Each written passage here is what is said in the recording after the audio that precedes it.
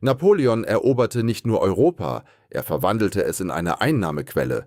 Ganze Königreiche marschierten unter seinem Schatten. Armeen aus Hunderttausenden von Soldaten überquerten mit mechanischer Präzision die Grenzen. Monarchien stürzten, Verträge wurden unterzeichnet, Landkarten neu gezeichnet. Doch das Drama hinter dem Schlachtfeld war weitaus kälter und kalkulierter.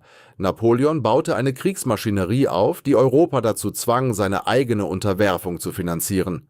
Zusammenbruch und Chaos. Das geerbte Frankreich.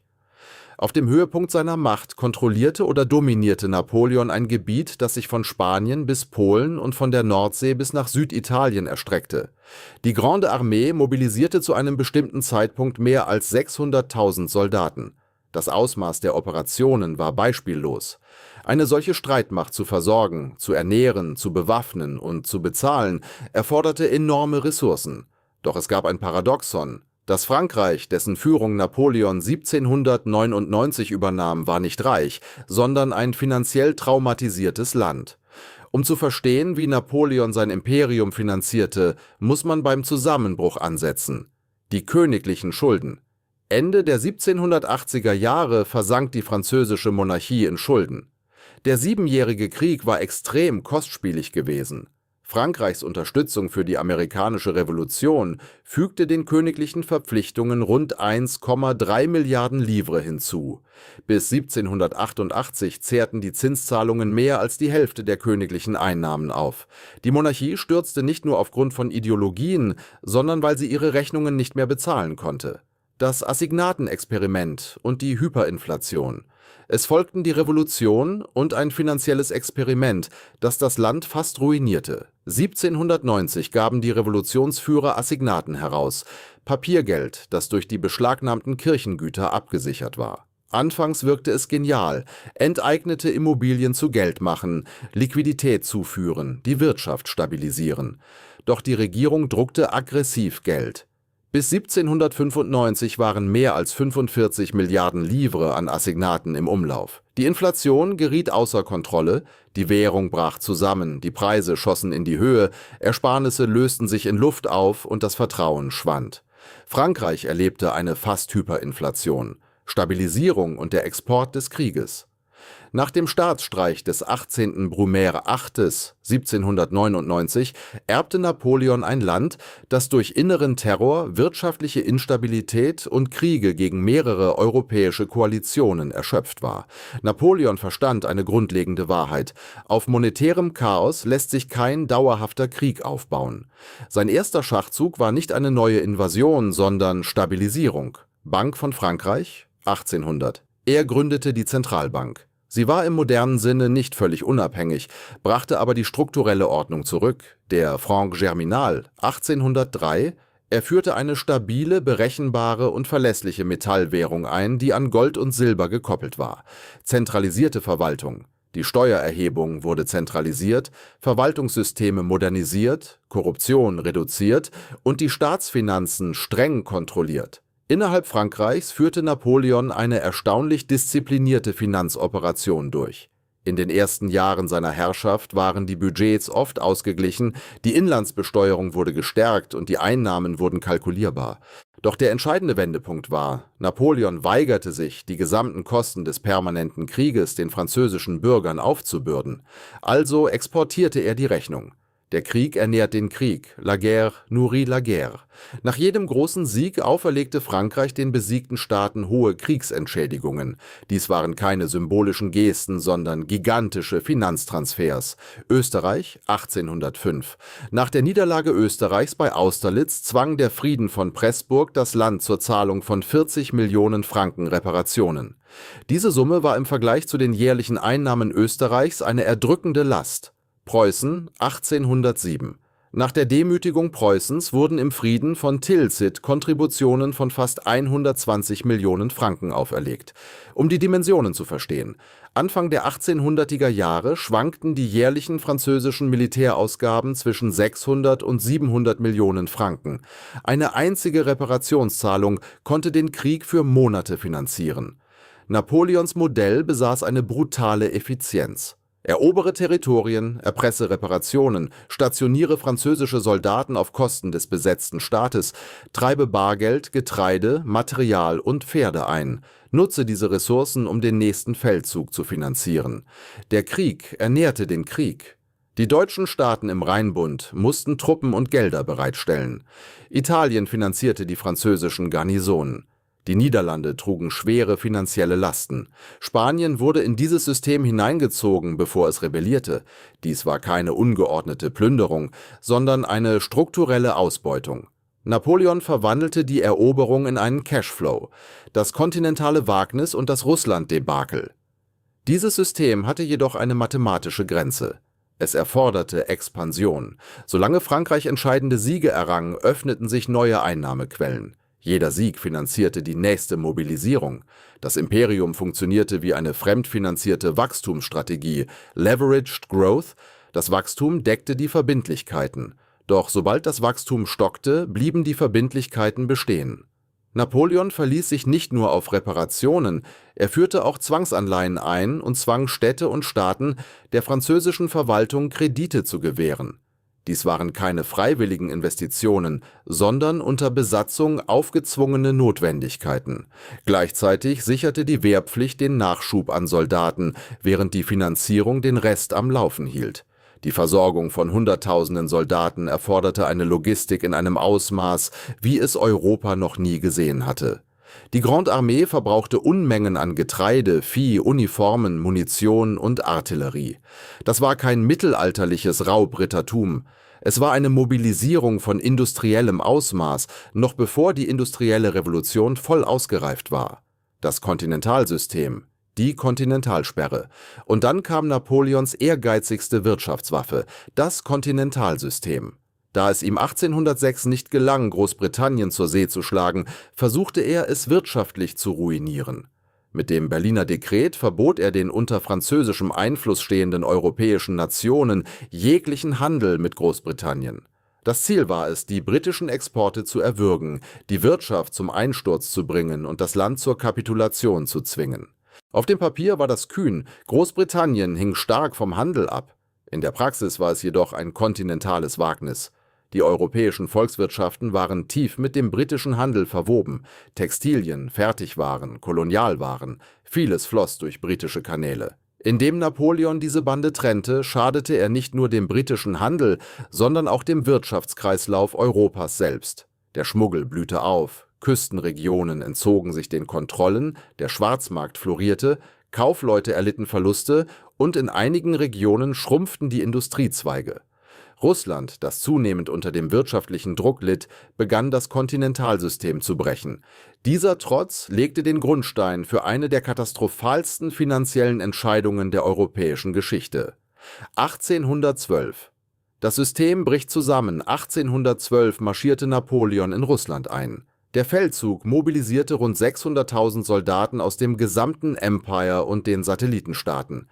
Dies war die größte Armee, die Europa bis dahin gesehen hatte, und sie war finanziell ruinös. Die Versorgungslinien erstreckten sich über Tausende von Kilometern.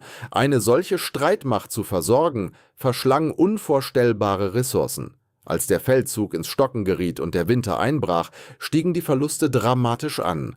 Als die Überreste den Rückzug antraten, kehrten vielleicht weniger als 100.000 Mann mit intakter Kampfkraft zurück. Der menschliche Verlust war schrecklich, der finanzielle Verlust war strategisch. Napoleons Modell basierte auf siegreichen Feldzügen, die Einnahmen generierten. Das Russland-Debakel hingegen produzierte nichts als Kosten.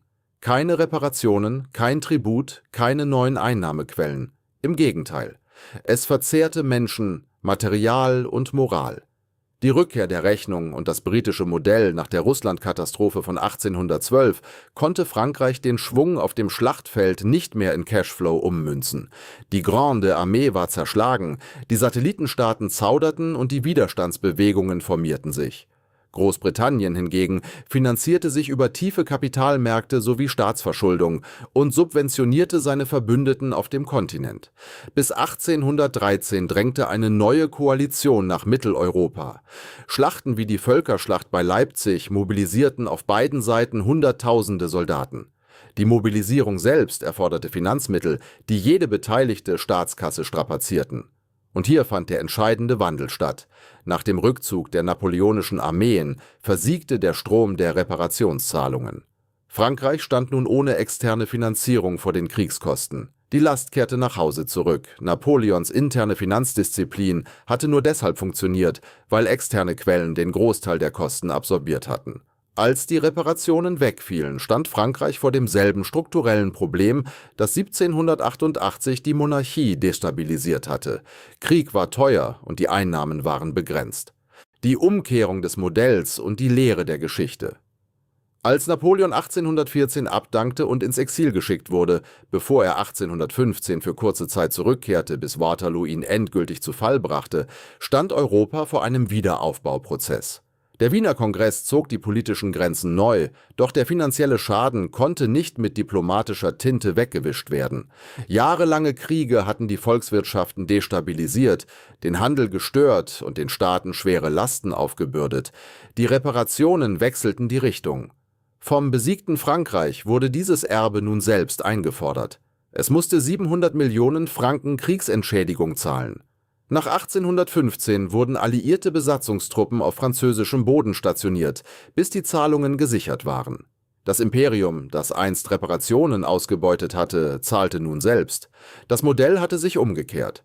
Frankreich stabilisierte sich unter der restaurierten Monarchie erstaunlich schnell, aber die psychologische Lehre blieb: militärische Überlegenheit ohne finanzielle Nachhaltigkeit war fragil. Und die Geschichte reicht hier über Frankreich hinaus. Die napoleonischen Kriege beschleunigten eine Transformation des europäischen Finanzwesens. Großbritanniens Fähigkeit, einen lang anhaltenden Krieg über die Kreditmärkte aufrechterhalten zu können, bewies, dass institutionelles Vertrauen langlebiger sein konnte als die Schwankungen auf dem Schlachtfeld. Staatsanleihen, Staatsschulden entwickelten sich von einer bloßen Verbindlichkeit zu einem strategischen Aktivum. Die Kapitalmärkte gingen aus den Kriegen nicht geschwächt, sondern gestärkt hervor. Investoren, die britische Kriegsanleihen finanzierten, investierten im Grunde in geopolitische Ergebnisse. Finanzen und Macht verschmolzen eng miteinander. Londons Status als globales Finanzzentrum wurde durch die Notwendigkeiten der Kriegszeit zementiert. Währenddessen leckte das kontinentale Europa seine Wunden. Preußen strukturierte nach der Niederlage seine Steuer- und Verwaltungsstruktur aggressiv um. Österreich modernisierte bestimmte Aspekte seines Finanzsystems. Der Schock erzwang Reformen. Krieg bringt Staaten zum Einsturz, wenn er schlecht finanziert ist. Wenn er strukturell finanziert ist, formt er sie neu.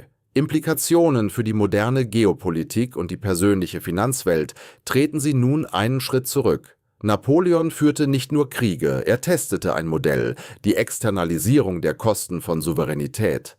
Verlage die Last nach außen, lass die eroberten Gebiete die Expansion finanzieren.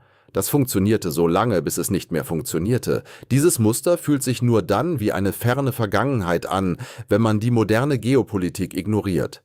Auch heute noch versuchen Großmächte, Kosten über ihre Grenzen hinaus zu verlagern. Wirtschaftssanktionen lenken den Druck nach außen. Handelspolitiken verlagern Lasten entlang der Lieferketten. Währungsdominanz, Reservewährungsstatus ermöglicht es Nationen, Inflation zu exportieren oder globales Kapital anzuziehen, um ihre Defizite zu finanzieren. Die Fähigkeit, Kosten zu externalisieren, bedeutet Macht, aber sie ist an Bedingungen geknüpft. Napoleons Imperium funktionierte wie eine Wachstumsstrategie auf Pump. Das Wachstum deckte die Verbindlichkeiten, der Sieg rechtfertigte die Ausbeutung, die Expansion sicherte die Liquidität. Als sich das Wachstum umkehrte, erdrückte der Hebel, Leverage, die Struktur. Moderne Finanzsysteme arbeiten, obwohl sie weitaus komplexer sind, mit ähnlichen Dynamiken. Regierungen geben Schulden aus in der Annahme, dass zukünftiges Wachstum diese decken wird. Zentralbanken stellen Liquidität bereit, um zu verhindern, dass ein Abschwung in einen kaskadenartigen Zusammenbruch übergeht. Kapitalströme stabilisieren Ungleichgewichte, bis ein Schock eintritt. Es gibt keinen größeren Indikator für dauerhafte Stabilität, als dass permanentes Schuldenwachstum ständiges Wirtschaftswachstum erfordert. Das ist kein Zynismus, sondern Arithmetik. Die napoleonische Ära zeigt uns, dass Größe allein keine Nachhaltigkeit garantiert. Eine Armee von 600.000 Mann konnte das Imperium nicht schützen, als der Finanzmotor stotterte. Militärische Kapazität ohne skalierbare Finanzierung wird unhaltbar. Und hier liegt eine subtilere Lektion. Napoleon war im traditionellen Sinne kein finanziell leichtsinniger Mensch. Er stabilisierte die Währung, modernisierte die Verwaltung und verbesserte die Steuererhebung. Im Inland korrigierte er die meisten finanziellen Fehler der Revolution.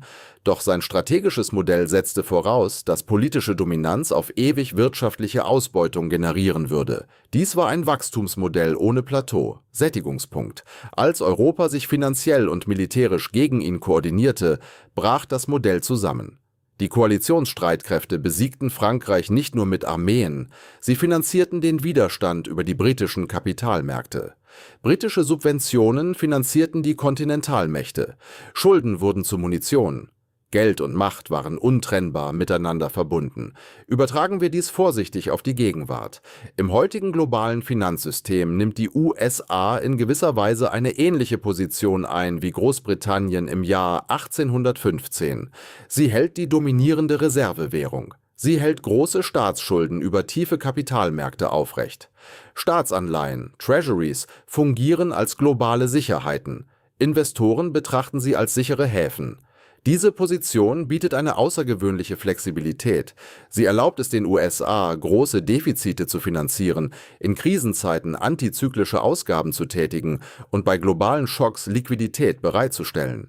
Doch diese Flexibilität basiert auf Vertrauen. Großbritannien bewahrte das Vertrauen, weil das Parlament das finanzielle Gebaren einschränkte und der Schuldendienst verlässlich blieb. Wäre das Vertrauen gebrochen, wären die Zinsen in die Höhe geschossen und das System kollabiert. Dieselbe strukturelle Regel gilt universell. Die Externalisierung von Kosten funktioniert nur so lange, wie die Glaubwürdigkeit anhält.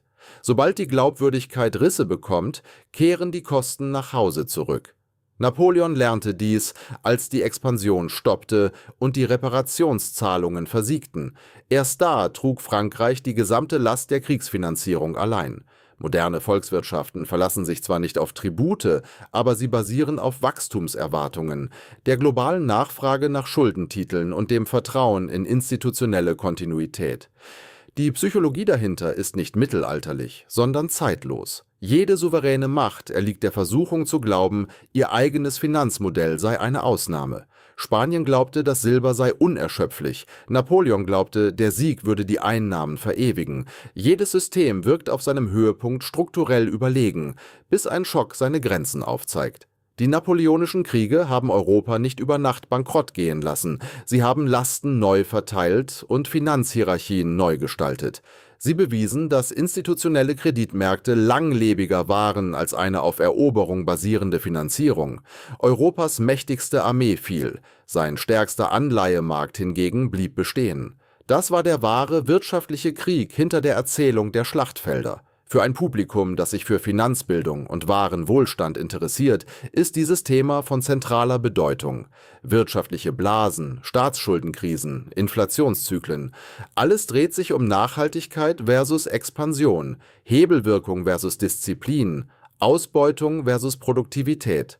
Auf individueller Ebene folgt auch die finanzielle Freiheit derselben Regel. Wachstumsstrategien, die von permanenten externen Zuflüssen abhängen, steigende Vermögenspreise, spekulative Gewinne, geliehene Hebel, mögen unaufhaltsam erscheinen. Doch sobald der Zufluss nachlässt, offenbart sich die Fragilität. Systeme, die auf diszipliniertem Cashflow und struktureller Resilienz aufgebaut sind, überstehen hingegen die Zyklen. Napoleons Imperium war glanzvoll, schnell und innovativ, aber es benötigte Bewegung. Als die Bewegung stoppte, kam die Rechnung.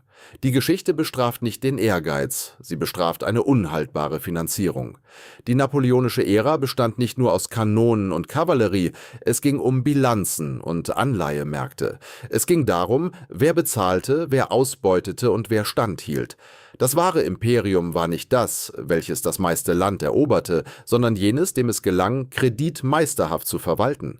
Die Geschichte wiederholt sich, weil sich die menschliche Psychologie und Machtinteressen nie ändern. Wenn dir dieser Blickwinkel gefallen hat, dann bleib dran. In den staubigen Seiten der Vergangenheit liegen noch viel mehr Antworten. Das war's für heute bei Die Vergangenheit. Vergiss nicht zu abonnieren und die Glocke zu aktivieren. Wir sehen uns morgen.